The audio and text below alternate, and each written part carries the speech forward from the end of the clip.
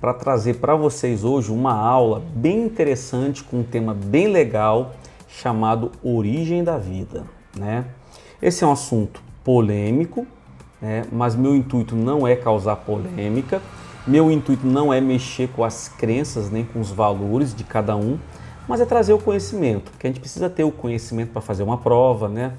Para tudo, o conhecimento é tudo na vida, mas o que você vai acreditar, a sua crença, pelo amor de Deus, meu intuito não é abalar ele e nem alterar ele, ok? Vamos lá, vamos tentar fazer uma interpretação dessa imagem que ela é bem interessante. Ela é uma pintura de Leonardo da Vinci, né? E essa imagem, se você parar para ver, ali seria Deus com aquela barbona, né, vestido de branco, apontando o dedo para o homem. Então essa imagem é a imagem do Criador e da criatura, né? A Bíblia é bem clara ao falar que todos nós, né, somos criaturas criadas por Deus. E o livro da Bíblia que deixa isso bem claro é o livro de Gênesis, né, o primeiro livro da Bíblia. Só que a biologia tem uma outra visão. Então vamos ver aqui como é que a biologia contesta ou afirma, né, como os seres vivos se formaram. Vamos lá. Então, a primeira pergunta, aquela pergunta, né, bem interessante, como os seres vivos se originam? E agora, vamos ver? Nós temos duas hipóteses, isso do ponto de vista biológico, excluindo a ideia da Bíblia, ok? Ciência pura agora, ciência na veia. Duas hipóteses. A hipótese da geração espontânea, que está entre parênteses de vermelho, conhecida como abiogênese, e do lado de lá nós temos a hipótese da biogênese. Professor, estabeleça de forma clara e direta a diferença. Bem simples. A teoria da abiogênese acredita, parece loucura, mas vamos lá. Ela acredita que os seres vivos são originados através da matéria bruta. O que é uma matéria bruta? Sem vida. Uma matéria sem vida? Professor, não entendi. Me dê um exemplo. Dou, bem fácil. Cupim. Cupim, a gente encontra cupim, por exemplo, na porta. Porta tem vida? Não, né? Porta não tem vida. Foi uma árvore, mas não tem mais vida. Então, os defensores da abiogênese, naquela época, hoje mais não pensam assim não, mas naquela época os defensores da abiogênese acreditavam que a madeira gerava o cupim. Então, esse processo da matéria bruta produzir, gerar um ser vivo simples, tá? Isso era aplicado para seres vivos simples, cupim, coisinha simples. Era conhecido esse poder, que a porta é uma matéria bruta, não tem vida, né? Esse poder que a matéria bruta sem vida tem para gerar um ser vivo, como o exemplo que eu dei, era chamado de geração espontânea. Teoria da abiogênese ou geração espontânea. Eu sei que você pode estar se perguntando, professor, tem alguém que pensa assim? Creio que não. Essa teoria foi derrubada, né, há muitos anos atrás. Ela não é mais aceita. Mas no auge, porque ela teve o auge dela. Teve o auge, mas essa teoria aí foi uma teoria que foi muito impactante, né? Tivemos cientistas notórios, como Aristóteles, por exemplo, que acreditavam nessa teoria, né? E no auge dessa teoria, para você ter ideia, no auge dela, teve um médico belga, chamado Jean-Baptiste Valmont, eu acho que deve ter alguma imagem dele aí, e esse médico estava dando receitas para se produzir ratos. É brincadeira? Como assim, professor? Ele dizia que se a gente pegasse um quarto escuro e sossegado, e depositasse resto de comida, trigos, né? Resto de comida, trigo, camisa suja, suada, em dentro de 21 dias, essas coisas que eu coloquei lá, ia produzir, ia gerar um rato. Ah, professor, é brincadeira. Pois, pensavam assim, tá? Graças a Deus, existiu uma outra teoria para contrapor essa e mostrar que essa estava errada. É a teoria de lá, teoria da biogênese. E ela é bem fácil de entender. A teoria da biogênese, ela diz o seguinte: se um ser vivo existe, é porque um casal, com certeza, reproduziu e gerou ele. Então, se eu estou aqui, alguém me reproduziu. Simples assim. Ah, professor, é lógico isso? Sim, é lógico, mas essas duas teorias tiveram atritos. Porque pessoas que acreditavam na teoria de lá, da biogênese, tentavam mostrar que os defensores da abiogênese, que tinha muitos estudiosos, estavam errados. Então a gente vai ver agora nos próximos slides os atritos de ideias, né? Os defensores de uma teoria de um lado e da outra, cada um defendendo seus argumentos. Uma loucura. Mas vamos lá. A biogênese, quem é o cara aí que defendia? Aristóteles, mano. Aristóteles é famosíssimo, né? Propunha que a matéria bruta, sem vida, a matéria bruta é sem vida, como uma porta, né? Por exemplo, se num lago, vamos supor que num lago não tem nada, aí aparece lá um peixinho, aí eles vão dizer que aquele lago produziu o peixe. É assim que eles falam. É brincadeira? Então ele propunha, né, que a matéria bruta poderia apresentar um princípio de vida, uma força vital, um princípio capaz de gerar ser vivos. Eu sou loucura, mas essa era a teoria da época, tá? Ó o Velmont, lembra que eu falei do médico? Esse médico aí, era um médico ele. Se você prensar uma peça de roupa manchada e suada, prensar e apertar, junto com um pouco de trigo, com o resto de comida, em um vaso aberto, após 21 dias, o odor muda e o fermento transforma-se em ratos adultos. Brincadeira? Estava dizendo que aquele trigo com a camisa produzia ratos. Tá? Esse é um defensor também da abiogênese. Tá? E do lado de lá apareceu o primeiro defensor da biogênese, Francesco Redi. Tem que saber? Sim. Redi fez uma experiência bem interessantezinha para provar que a matéria bruta não era capaz de produzir ser vivo. Que experiência é essa? Vamos ver aqui. Redi pegou 2 potes e colocou pedaços de carne.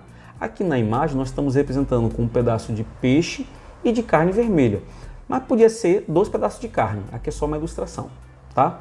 Porque os defensores da abiogênese diziam que a larva, que a carne podre, tá vendo lá, a primeira lá do lado do cantinho?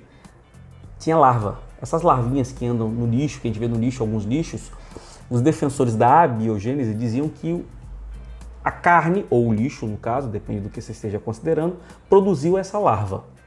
E Francesco Redi acreditava que isso não era verdade. Então o que ele tentou fazer? Foi inteligente. É simples você vendo agora, mas foi uma ideia interessante. Ele pegou 2 potes e botou 2 pedaços de carne, ok? Só que um pote, como você está vendo, ele tampou com gases. Gases é um tipo de material aberto, que é uma telinha, né? Só que a mosca não passava. E no pote aberto, as moscas pousavam. Ele tentou provar, através dessa experiência, que essas larvas não vinham da carne. A gente sabe disso. Elas vinham da mosca. Para quem não sabe, essas larvas aí vão sofrer uma metamorfose e vão virar uma mosca. Antes de ser mosca, é larva. Que ela sai comendo toda essa carne aí podre. Por isso que mosca é um bicho nojento, né? Então ele provou, ele conseguiu provar. Professor, e o pessoal lá da abiogênese, os loucões, abandonaram a ideia? Não abandonaram não. Ele balançou, mas tinha gente que estava fechado. Estamos fechados. O negócio é a biogênese. Então vamos lá. Tivemos essa briga que foi muito interessante entre John Needham e Lázaro Spallanzani, tá?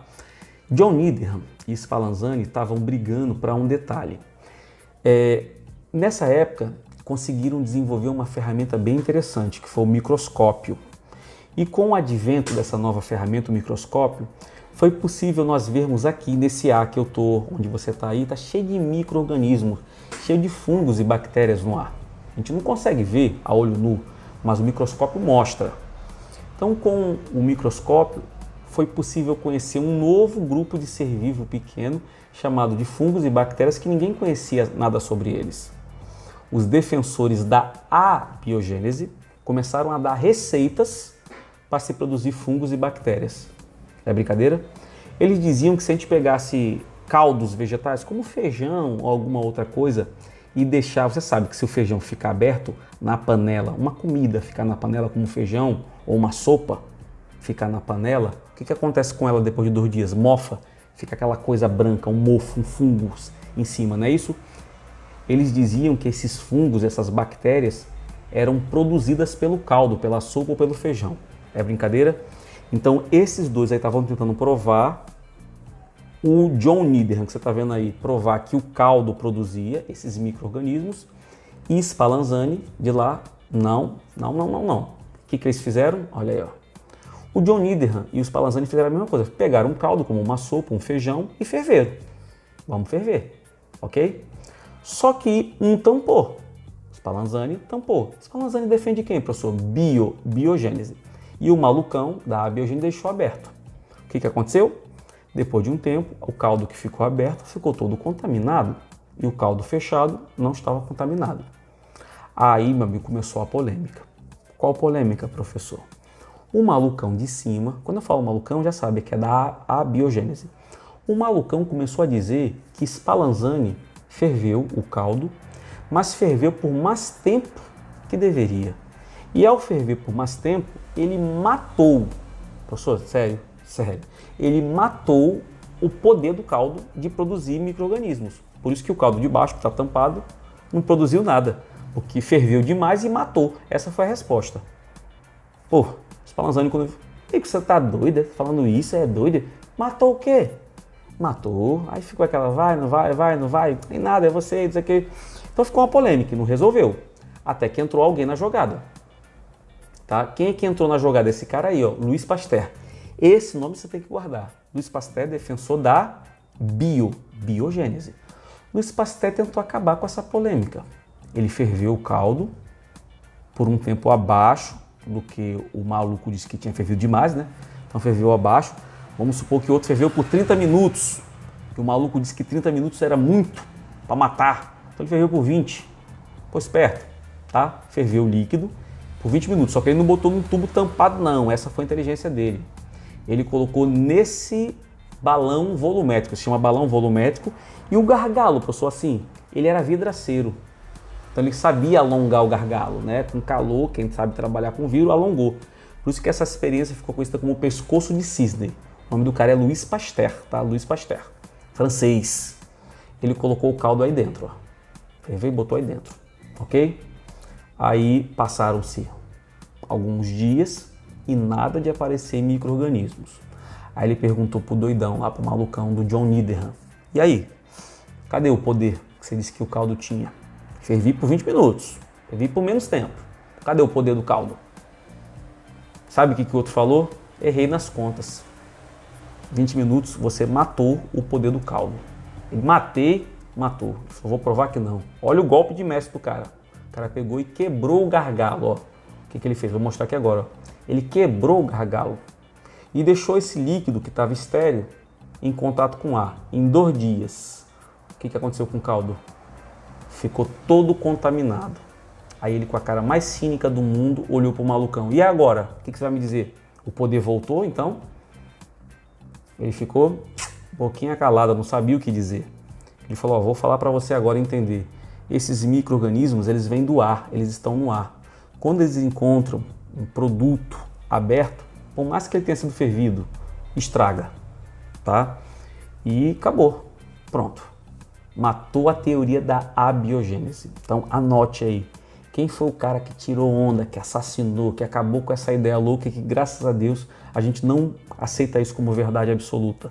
Aquela teoria da abiogênese, Louis Pasteur.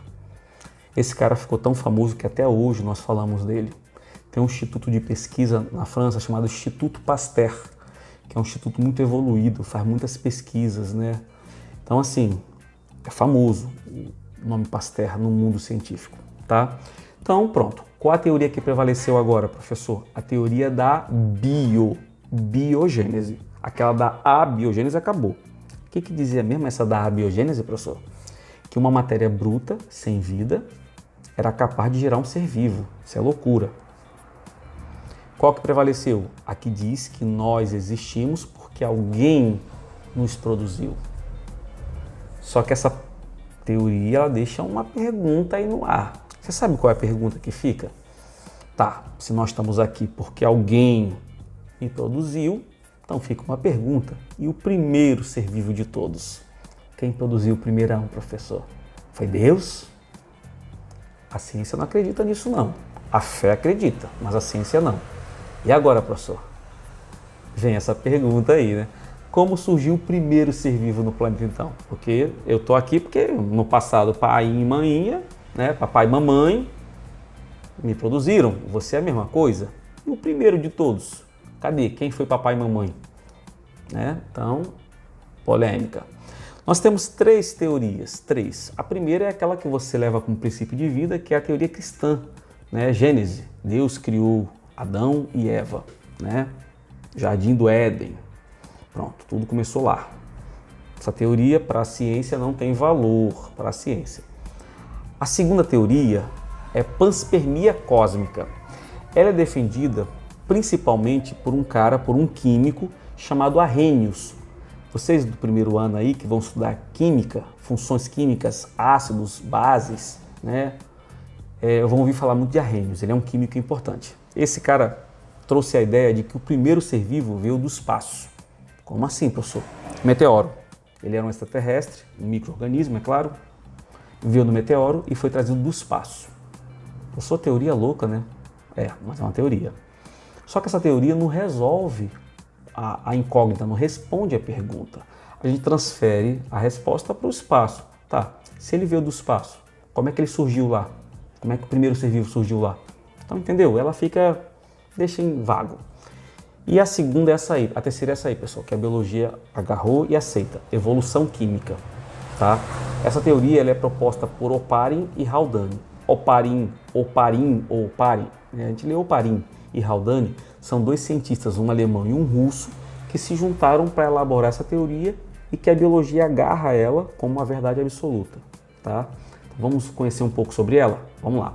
Segundo Oparin e Haldane, a vida na Terra surgiu há 4,5, anote, 4,5 bilhões de anos atrás.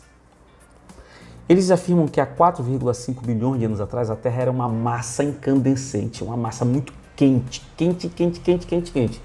que era praticamente tudo derretido, né? Essa era a Terra, essa era a imagem da Terra. Pelo fato dela estar próxima do Sol, pode ser, porque a gente acredita que o universo está em expansão, né? Então as galáxias estão se distanciando mais. Então, não sei. O que fato era que a Terra era muito quente. Na teoria deles, a Terra era muito quente mesmo. E nessa época não existia nenhuma forma de vida, tá? As rochas que a gente vê hoje, essas rochas, essas pedras, estavam tudo derretidos, de tão quente que era. Tempestades cósmicas, olha os meteoros caindo na Terra. A Terra era uma bagaçada só, tá? Essa é a teoria deles. Além disso, muitos meteoros atingiam a superfície da terrestre, né? Aumentando ainda mais a temperatura do nosso planeta. Então esse caos aí era a Terra no início, segundo a teoria deles, tá, pessoal? Eles acreditam que automaticamente a Terra foi mudando as suas condições climáticas, né? Isso é um ciclo que realmente acontece, é possível acontecer. As condições climáticas, como todo ano acontece, sol, chuva, né? A Terra foi resfriando aos poucos. Então isso aí foi alterando um pouco as condições da Terra, que era uma massa incandescente e já não era tão quente como era. Já tinha chuva, né? Estava chovendo, mas mesmo assim ainda era muito quente. Então a água que chegava no solo, chovia, evaporava. A água batia, isso a gente chama em química de passagem instantânea do líquido para o gasoso. Essa passagem se chama de calefação. A água vem líquida, chuva, bate no chão quente, né? Se você pegar uma água e botar no ferro quente, ou numa frigideira quente, ela, se estiver sem óleo, né? Ela evapora rapidamente. Então isso que acontecia. Mas perceba que nós já está apresentando o quê? Água no estado líquido. Então olha que coisa boa. Mesmo assim evaporando rápido. Então, segundo ele, essa condição climática da Terra foi mudando. E essa água que caía e evaporava rapidamente já não estava evaporando tão rápido. Coisa boa. As nuvens lá carregadas, cheias de água, porque imagina toda a água que a gente tem no planeta hoje. Tudo em chuva, tudo em forma de nuvem lá em cima. Então a gente sabe que as descargas elétricas, os raios, né, os trovões, é o atrito entre uma nuvem e outra cheia de água. Então essas nuvens carregadas de água atritavam uma na outra e ficavam soltando raios, né? Aqueles raios, trovões. Então as descargas elétricas, geradas pelos raios dos trovões, emitidas pelas violentas tempestades, bem como as radiações UVA e UVB. Lembre, são três radiações, UVA, UVB e UVC. Tá? Essa UVA e UVB são os raios que chegam na Terra. Lembrando que o UVB é o cancerígeno, é o UVA que é para fazer a gente pegar o bronzezinho, é o UVA. O UVB causa câncer de pele e vem para a gente também. Por isso que tem que usar filtro solar. Essas radiações que vinham do espaço, né, do Sol, as radiações, os raios ultravioleta, junto com as tempestades das nuvens, os raios, trovões, isso aí estava gerando um ingrediente bem legal. Tudo isso é no plano teórico, tá? Ninguém estava lá para poder provar. Forneciam energia, essas condições forneciam energia para que as moléculas suspensas no ar reagissem entre si. Água, carboidratos, lipídios, proteínas, vitaminas iam reagindo entre si, tá? Então tá aí as condições, né? As reações que foram ocorrendo, os gases tóxicos que nós tínhamos na atmosfera naquela época. O que é isso? CH4. CH4 é o metano. É um gás que a gente tem hoje ainda em pântanos, né? Ou do pum, do peido, dos gases que o boi libera. O boi libera metano, tá? A gente também, quando peida, solta metano. E é inflamável, pega fogo, tá? Esse NH3 aí é amônia. Nós temos um pouquinho de amônia na nossa urina. Já viu o xixi, que é fedorento, fede muito quando você tem um banheiro muito cheio de xixi e não foi limpo já um mês, por exemplo, aquele cheiro forte de xixi, é amônia, tá? Água, H2O e o nitrogênio. Então essa aí era a condição da Terra, os gases, tá? Raios ultravioleta, tempestades, tudo isso aí, segundo eles, em muito calor. Essas moléculas foram se juntando com as radiações e com os raios. Essas moléculas orgânicas, ó, foram se juntando. Vou mostrar lá para vocês se juntando aí, ó, as moléculas se juntando. Isso aí que foi o início de uma possível vida. O professor tá de brincadeira. Essa é a ideia científica. Você acreditando ou não, foi através dessas reações químicas que foram se formando as primeiras células simples. Simples. Porque o primeiro ser vivo era simples, isso aí é fato, tá? Então, foi se juntando os compostos químicos, né, para poder originar um ser vivo. Esse início de ser vivo a gente chama de coacervado, tá? Coacervado. Tá aí, ó, formação do coacervado. Primeiros seres vivos. Tudo isso na água, no ambiente aquático, tá? Então tá aí, professor. Tá? Então, vamos lá avançar. Existe alguma teoria que tenta validar, professor, essa ideia desses caras? 2 cientistas tentaram simular isso que eu citei em laboratório, tá? O primeiro foi Stanley Miller, em 53, 54, por aí nessa época. Ele pegou esse aparelho e tentou simular tudo aquilo que os caras descreveram na teoria. Descargas elétricas, vapor d'água, água no estado líquido, botou o metano, botou a amônia, né, e fez a brincadeira lá, simulando como se fosse a Terra. E no final, eles encontraram lá no ambiente onde estava a água, eles encontraram o que, professor? Aminoácidos. Opa! Então essa brincadeirinha aí é verdade. Nós temos aminoácidos. Para quem não sabe, os aminoácidos são as moléculas que formam as proteínas. Composto muito importante. Nós temos proteína praticamente no nosso corpo todo. A célula tem que ter proteína. Então, opa, essa historiazinha é verdade. O cara simulou e encontrou aminoácidos. E esses aminoácidos podem formar proteína. E todo ser vivo é formado por proteína. Então, pegando essas substâncias que os caras falaram que tinham na Terra, botando com descargas elétricas em altas temperaturas, encontrou aminoácido. Então lembre, Stanley Miller, em 54, nos Estados Unidos, tentou provar que as ideias de Oparin e Haldane pode ser verdade. Sidney Fox, que é o segundo, né, ele aqueceu esses aminoácidos, como a estrutura era quente, simulando, né, o chão da Terra. Esses aminoácidos se juntaram para formar uma proteína, porque proteína é formada por junção de aminoácidos. O nome dessa junção se chama de ligação peptídica, tá? Então, ó, foram se juntando aí, ó. Tá? Então, tudo isso aí são teorias, né, trabalhos que ajudam. Tá, professor, o primeiro ser vivo era simples. Isso é um fato. Pronto. E os primeiros seres vivos, como é que eles obtinham energia? Como é que eles geravam energia? Através da fermentação. Lembre disso. Forma de produzir energia do primeiro ser vivo. Guarde isso. Fermentação. Fermentação. Tá? Que é um processo bem simplesinho.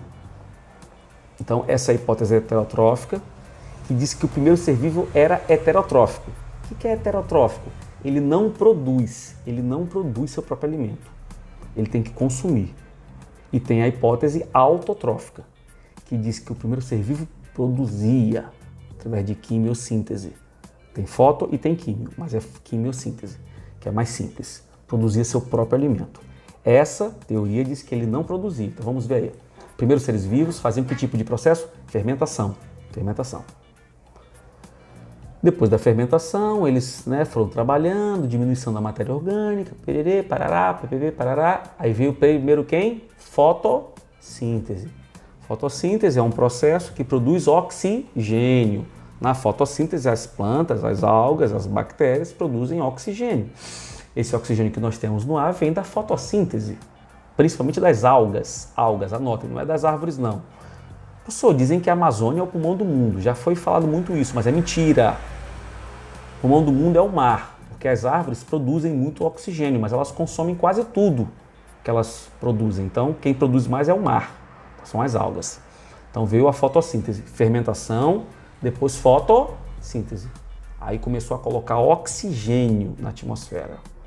E é claro que com o oxigênio eu posso fazer essa respiração aeróbica. Aí depois veio a respiração aeróbica, porque tem oxigênio. E respiração aeróbica precisa do quê? Do oxigênio. Então, primeiro veio fermentação, depois fotossíntese, depois respiração aeróbica. Não esqueça, tá? E a energia. Pronto. Aí nós temos agora as teorias que tentam explicar como surgiram as células. Nós sabemos que existem dois tipos de células, procariontes e eucariontes, tá? Vamos lá. A primeira célula a aparecer na Terra, a mais simples de toda, a primeira de todas, é uma célula procarionte, das bactérias. Foram as primeiras, tá? Procarionte. Essas células vieram primeiro. O que essa mulher quer dizer? A teoria de Lee-Margulis, teoria da endossimbiose. Essa teoria diz algo bem interessante. Vamos ver aqui, ó. Ela afirma que uma bactéria, que é uma célula procarionte, só que ela era anaeróbica. Anaeróbica não utiliza o quê? Oxigênio, tá? Essa bactéria acabou incorporando, trazendo para dentro de si pequenas bactérias de cor azul lá em cima que conseguiam utilizar o oxigênio, tá? Esse oxigênio era novo, um negócio novo na atmosfera. Então essas pequenas bactérias conseguiam, as grandes não conseguiam. O que ela fez? Comeu. Olha que safada, comeu essas bactérias menores. Essa é a teoria. Fez uma fagocitose. E digeriu? Não, ela comeu e manteve dentro. Vai ficar aqui dentro de mim, escravizou essas pequenas bactérias. E tem as verdinhas de baixo. Essas verdinhas de baixo eram as cianobactérias. O que elas faziam? A fotossíntese, que gerava oxigênio. Então, a bactéria grande não conseguia produzir oxigênio, fotossíntese, que é a que a verdinha faz, e ela não conseguia aproveitar esse oxigênio da respiração aeróbica, coisa que a azulzinha faz. Ela sabia uma coisa, comeu as duas e manteve dentro delas. Vocês vão trabalhar para mim agora, ok? Escravizou. A gente acredita que essas bactérias hoje seriam a mitocôndria, que nós já estudamos, e o cloroplasto. Se não está lembrado, volte lá e lembre. Mitocôndria é uma organela que faz o quê? Respiração celular. E o cloroplasto é uma organela que faz o quê? Fotossíntese. Há bilhões de anos atrás, acredita-se que ela era uma bactéria, uma e a outra, que foram comidas por uma bactéria maior, invejosa, beijinho no ombro, para recalcadas, e comeu e engoliu elas. Pronto, essa teoria é uma teoria da endossimbiose, é a teoria de Lee-Margulis, tá? Então, essas mitocôndrias de cor azul e o cloroplasto, na verdade, eram bactérias que vieram do passado, que foram comidas. Então, pessoal, essa aí é a nossa aula, tá? Essas são as informações cruciais e extremamente importantes para esse assunto. Professor, qual a teoria hoje que tem mais valor? Que o primeiro ser vivo era heterotrófico ou autotrófico? As duas têm suas importâncias. É um pequeno detalhe, Uma dizia que o primeiro ser vivo comia, a outra dizia que ele não comia, que ele produzia, que é autotrófica, mas tem defensores. Eu acredito que hoje a teoria que tem mais força é a autotrófica, tá? Essa é a que tem mais força hoje. Mas nenhuma questão vai dizer que uma é mais aceita e outra não é, tá? Ou que é aceita, não. Você tem que conhecer as duas. Tá bom, pessoal? Obrigado pela atenção, espero que vocês tenham gostado da aula. Forte abração, um beijão e até o nosso próximo encontro. Tchau, tchau.